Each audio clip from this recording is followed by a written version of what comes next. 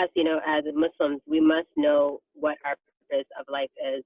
And like I said in the quote by Ibn Taymiyyah about renewing your iman every day, that is, if a great scholar of Islam did that, then how about us, subhanAllah? So we have to consistently every day put a few minutes here and there, like during salat time, spend an extra few minutes after salat making dhikr, making dua, or finding time to recite Quran, finding the best time for yourself. Either if it's 5 minutes, 10 minutes, the Prophet said the best deeds are those that are consistent. So it can be a small thing, and I think a lot of us, we steer away from that. We tend to procrastinate, but kind of like the deen is, you don't have, we tend to overwhelm ourselves, and we're like in this world of, perfectionism, and let me not get started with overstimulation, because we're just bombarded with so much information daily, right? When it comes to social media and just having our phone on our fingertip, right? We have, our phone is like our scrapbook, our planner, our calendar, our everything. So I think it's important, to make time to connect with your Lord. And, it's one thing to say that, we, iman goes up and down. That is very typical. And, we have to understand that iman comes up and down. And, for us, we don't want it to get too low, right? So how do we protect ourselves? How do we prevent ourselves from getting that low? And it's important to put these in place. Finding 5 to 15 minutes out of your day, whatever time that you have available. I mean, everyone timing is, is different. If you have young children, you got to find what time works for you. But subhanAllah, we are given 24 hours out of our day. And I know that, when it comes to social media and other forms of addiction, we have plenty of time in our hand.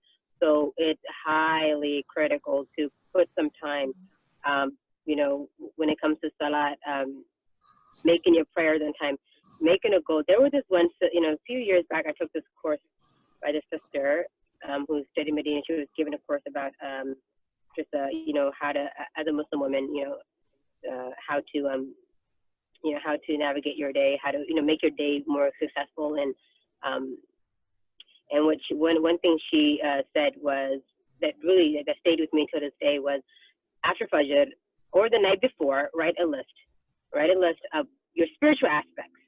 It doesn't have to be, a paragraph. It can be a few sentences. Just like we plan our daily schedule, we should incorporate, okay, today my plan is to make salat on time. If you need to start, with one salat that you have a difficult time with, start there. Everyone is at a different level, no pressure. Take it as, as you can take it. And don't overwhelm yourself, because when you overwhelm yourself, subhanAllah, our natural instinct is we tend to move away from that, right? When we become overwhelmed, we run away. We don't understand the impact of of all the stuff that we're piling on ourselves. So to start with that, and and then add, okay, let me do my adhkar, and 15 minutes of Quran, and not just reciting Quran, but reflecting, because the Quran, subhanAllah, it's a mercy for mankind, and it's a spiritual healing. It's a physical, it heals physically, emotionally, mentally, subhanAllah. So when we go back and reflect on on the words of Allah, we find solace in it, and it just kind of renews our spiritual, our iman, and just putting a little bit of that during your day. Try to be consistent. If you leave off one day, hey, pick yourself up the next day. It's all about picking yourself up. And subhanAllah, I think that's what really helped me. I had my ups and downs. I was especially after divorce, it just, you go through this emotional roller coaster. And what helped me was, even though I had those few days where I was feeling my lowest, I was like, you know what? It's never too late. Don't feed, like I said about the internal battles, don't feed the waswas. Don't feed your evil thoughts, and not feed into shaitan. Fight that and tell yourself, you know what? Hey, it's a new day. It's a new hour. It's a new minute. I can make changes right now. Like, even if it's like 10 o'clock p.m. at night and you haven't done nothing, the last five minutes before you go to bed, you can do something, and that counts, inshallah. So that's, that's really, subhanAllah, that's what really helped me, keep my hijab on. I had my ups and downs. There was I went from, like I said, I wore my jilbab, my long khimar for 13 years, and after my divorce, I started to wear, a scarf, and and it was definitely different for me.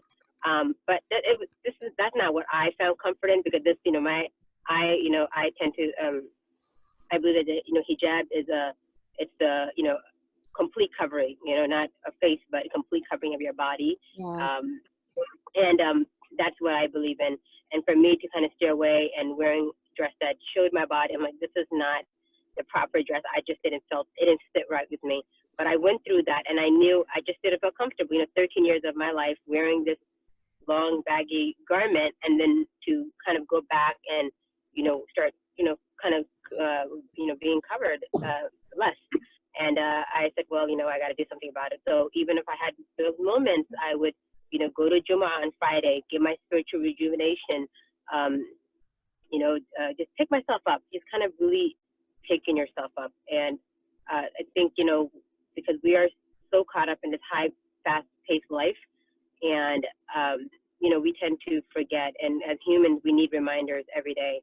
And the believers are, reminder of one another. And so that's my first step of, putting a little bit of ibadah around your day, just like as you plan as everything else, you put that in your schedule. And secondly, surrounding yourself with good friends. And I consider, like I said, I consider myself in between. I'm not really a social person.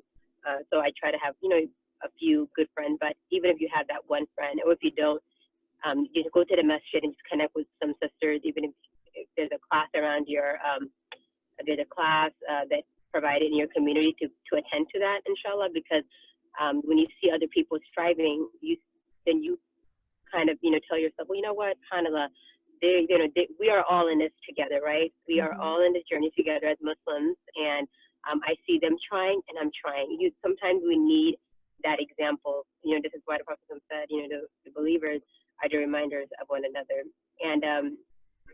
And third, let's be honest. So social media, subhanAllah, it's the greatest fitna of our time. Like I said, I'm not, I'm trying to be more prepared, inshallah. But remember listening to lecture talking about, the internet and social media, and as Muslims, we have to watch what we do with what our eyes see, what our hands do, what our ears listen to, and subhanAllah, just in the social media, just you can browse it for 5 minutes and you can count how many fitna there is on there. But I feel like now we have become so desensitized. It's so scary. Yes, SubhanAllah. Just because And you can chime in. I'll just get in there. Sorry to interrupt you, but I just wanted to pick up on like a couple of the points that you've already mentioned. Obviously, like you've talked about the things that you did in order to help yourself, like to keep going. And mashallah, you said that you're not that much of a social person. And I think like for me personally, like in my own experience, it was a similar thing as well.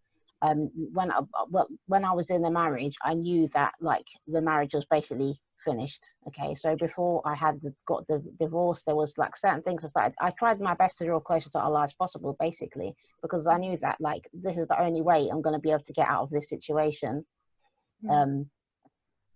Like safely, or I mean, that's the only person, the only one I can rely on is Allah.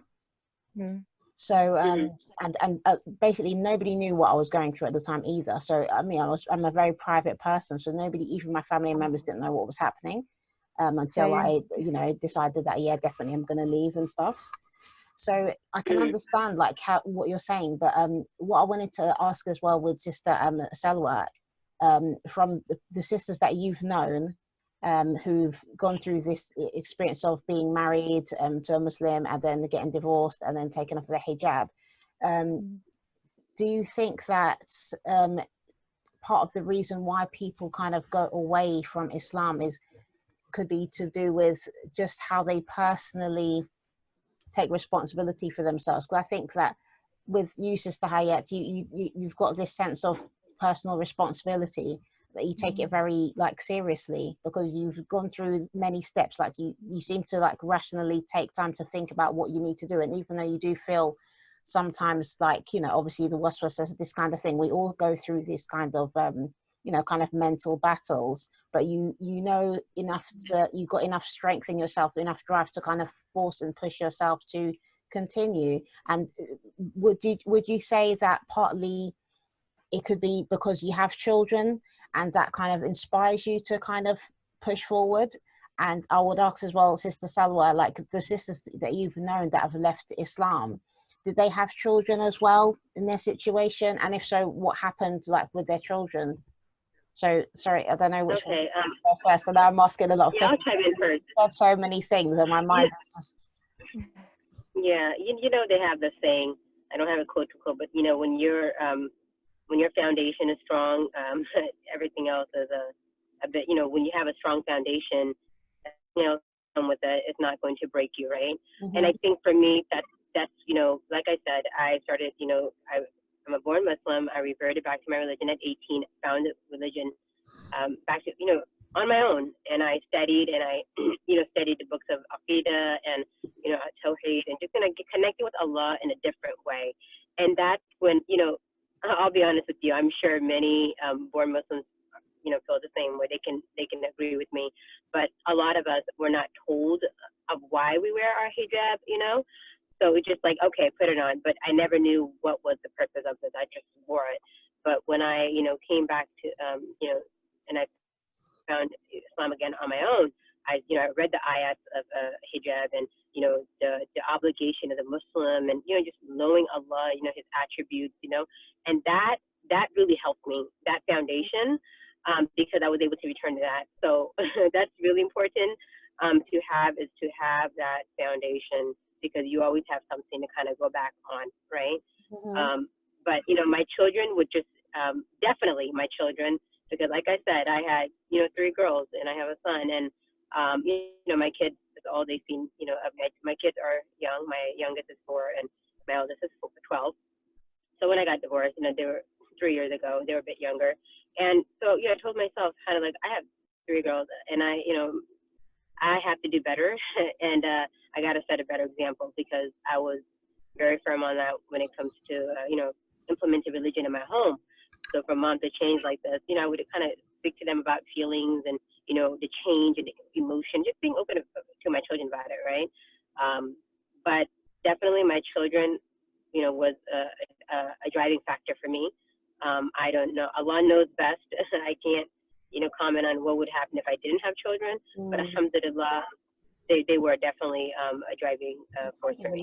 So Sister Salwa, could you give your input on this, from what we've talked about so far? So I would definitely agree with Hayat and what she mentioned before about the whole grounding yourself in your deen and having those roots, so you are firm. And this is what I definitely relate to, and I think you do as well, sis, that there is a common theme there, that there was a desire and passion to understand Islam, even if it was very basic levels. There was that kind of drive and that sincerity, and that's what it comes down to. And in regards to the sisters that unfortunately that I know of who have removed their hijab after, you know, directly after getting divorced, and unfortunately the ones that I've known previously who've actually left Islam, one of the common traits is the transition to be from a non-Muslim to becoming a Muslim, coinciding with their marriage and their relationship with a Muslim man.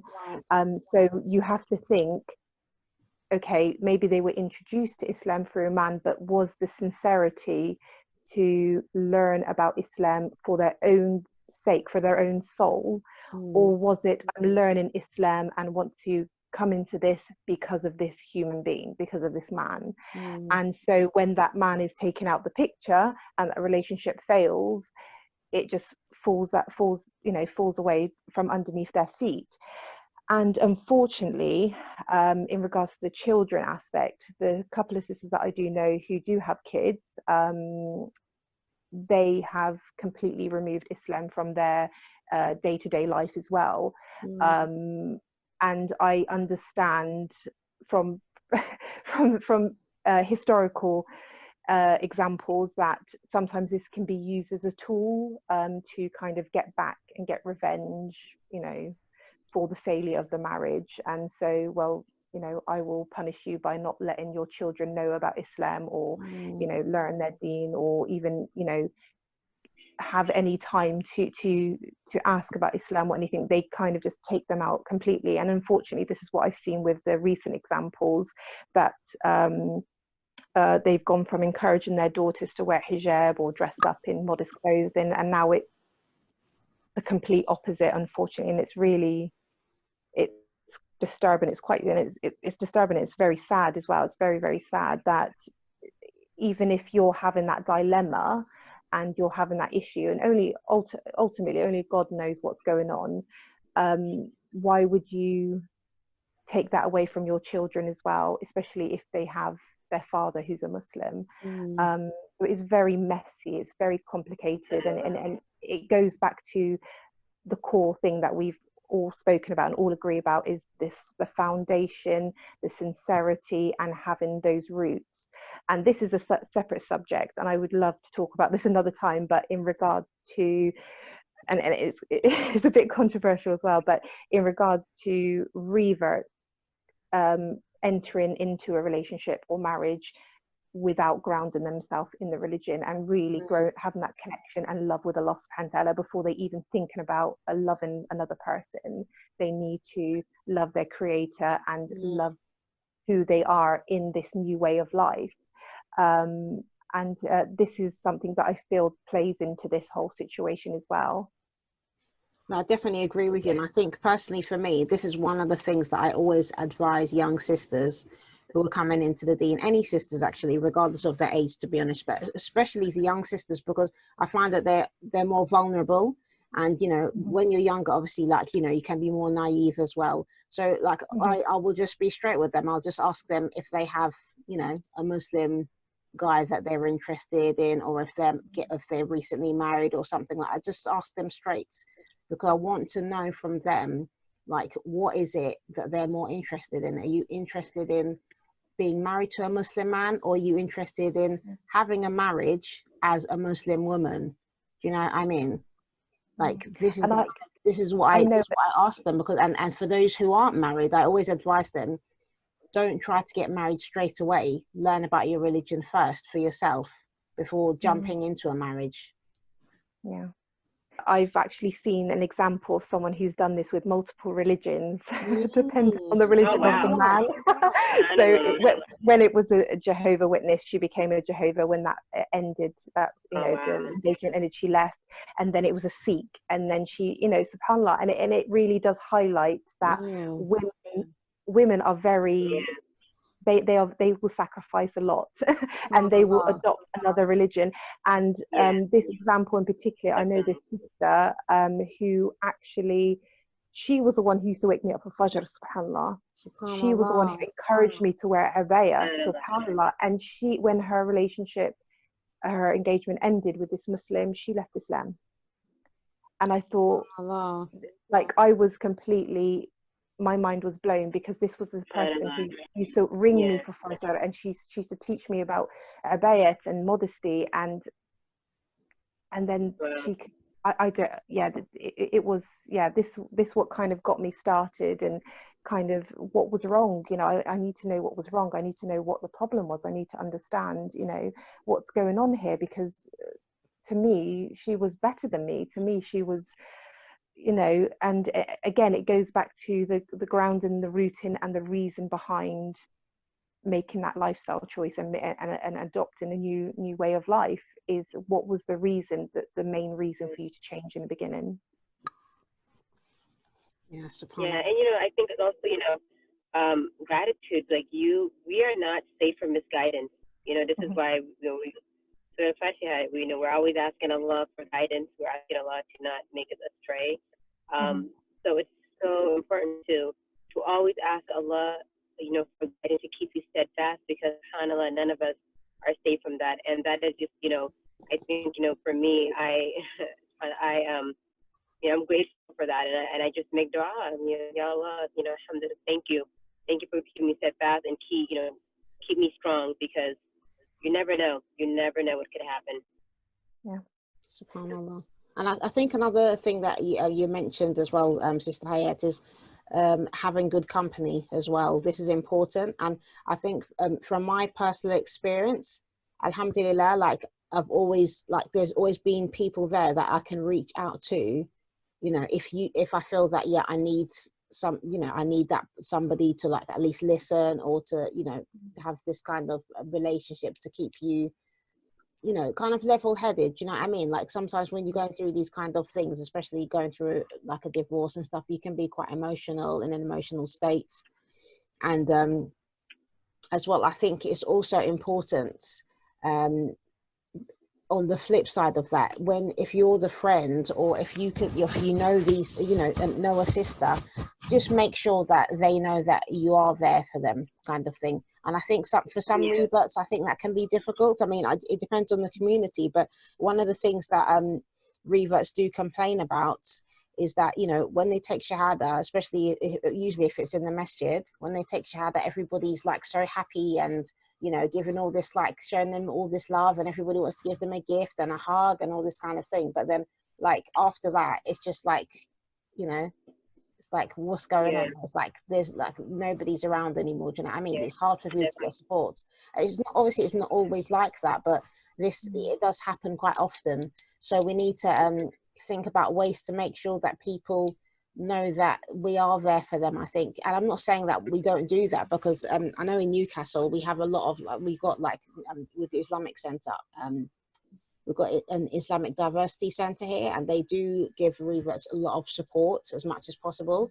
And one of the main issues is that sometimes people don't seem to want that support now. So you're reaching out to them, but then on the flip side, they're not really very responsive. So that makes it difficult as well, because you can't force somebody to take your help, or to be your friend, or do you know what I mean? And that's why I said, you know, like having a class for women, if you don't have any in your, alhamdulillah, we do have, you know, we have access to so many classes online. However, it's just not the same. It's not the same as having it in person with other sisters. You're much more motivated. You know, you are more accountable, right? So just having that intimate space where you can connect with other sisters is great. It's definitely a rejuvenation of your spiritual, you know, aspect of yourself, especially if you're a new Muslim, or, you know, sister who's not really, you know, that social. It's another way of, you know, connecting with other sisters. But I also want to touch base on what you said earlier about, you know, after divorce, you know, women go through a lot of emotion. There's so many emotions. There's, you know, anger, there's insecurity, there's revenge, right? So, you know, a lot of this has psychological ties. That's a whole other topic, right? Like I said, it can get really deep, right? But, you know, psychological aspect, you know, has a lot to do with it, because you go through all these emotions and you are channeling it somewhere else, and you're thinking that removing hijab will provide the answers that you're looking for, where in many aspects it actually makes the situation worse. So, you know, that's another topic, I guess, you know, for divorced women, providing, you know, some mental health services and sister, you know, a support group for, you know, divorced women. Actually, I came across something on Instagram the other day. It was a Muslim shelter in Toronto. They provide, it's like an agency for Muslim women, and they provide support for women. And one that drew my eye was like a after divorce therapy for Muslim women. I was pretty surprised. And really, mashallah, that's that's good. that, you know, and I had a sister who really enjoyed it, and she got to learn so much about herself and how to sort her emotions out. You know, it's really important, because all of that, like I said, after divorce, I was just, you know, I had identity crisis and just some misunderstanding, confusion, and insecurity, all of that, and I had to just do, you know, my own inner work and communicating. Alhamdulillah, I have a, you know, sister, my biological sister, who I, you know, she's my therapy. You know, and I would talk to her often. I have several other sisters that I was able to communicate with. And I'm so grateful for them. Some days they would drag me out of the house, like, "Hi, let's go. I know you don't want to do anything, but let's just go. Let's go have some lunch." They would drag me out of that, and because of that, I am where I am today, alhamdulillah. And Alhamdulillah. that's just so important to have that support, because it's much more than, the spiritual aspect. It all ties in. It all ties in with your mental aspect as well.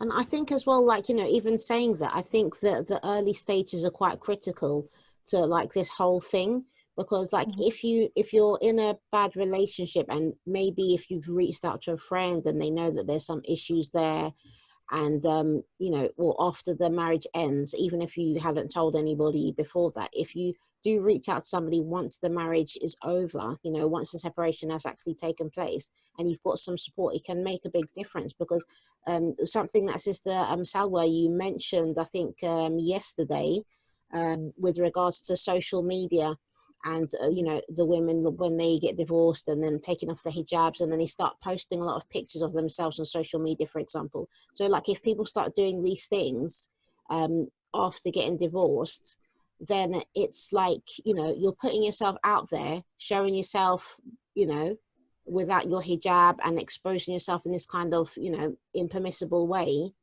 And then, because like once somebody does something, it's almost like it's hard to undo it, isn't it? So I think there's an element of definitely. like, do you know what I mean? I think that makes it hard for people. So even if they, for example, did want to come back, they feel like, well, they've been doing this now. And especially when, if you're for a revert, you've got, for example, family who are non-Muslim, friends who are non-Muslim as well, and they're seeing you as they used to see you before, because and they know that your relationship has ended with this Muslim. So it's, for them, it's like, oh well, now she's back to normal kind of thing. Do you know what I mean? I think there's a lot of that from their side, just like this was what Sister Salwa had mentioned yesterday. Like, for a lot of non-Muslim families of reverts, they believe a lot of the time that you have become Muslim because of a man. Yeah. Especially when they see you slip back into the old habits, into the old ways, and you just kind of slot back into the family with your old social circle. And you can't blame them for thinking that, because it seems that way. It really does. Definitely.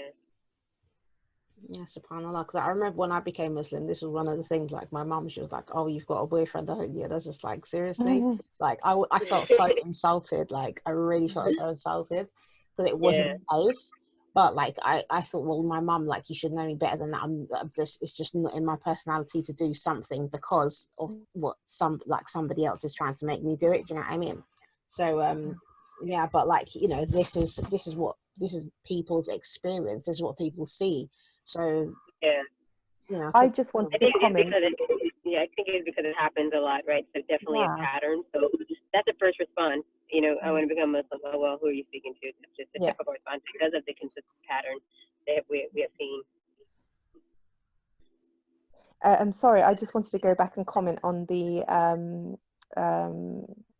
what you were saying about the support networks and the counselling. And I've had negative responses for all of these things, subhanallah. So when I've had reverts in my community, and I've tried to reach out to them, knowing that they are by themselves, and knowing that they don't have Muslim family or anyone close to them who's also Muslim, I've actually experienced it where they have rejected and pushed you away. Like, they have pushed me away. So extending, opening our doors for Ramadan or for Eid to reverts, and they refuse, so they don't want to come. And it's very conflicting, because on one side you hear a lot of reverts saying, well, no one invites us for Ramadan, no one invites us for Eid, we're by ourselves celebrating. And then when you do it, they still reject, and you think, subhanallah, I don't. It's very, and with the counselling and the help after divorce, again, I have gone and offered and searched for these services for these sisters to speak to someone, and anonymously online, something that is discreet, so it's not very obvious, so they can do it comfortably for them. And again, that's been rejected.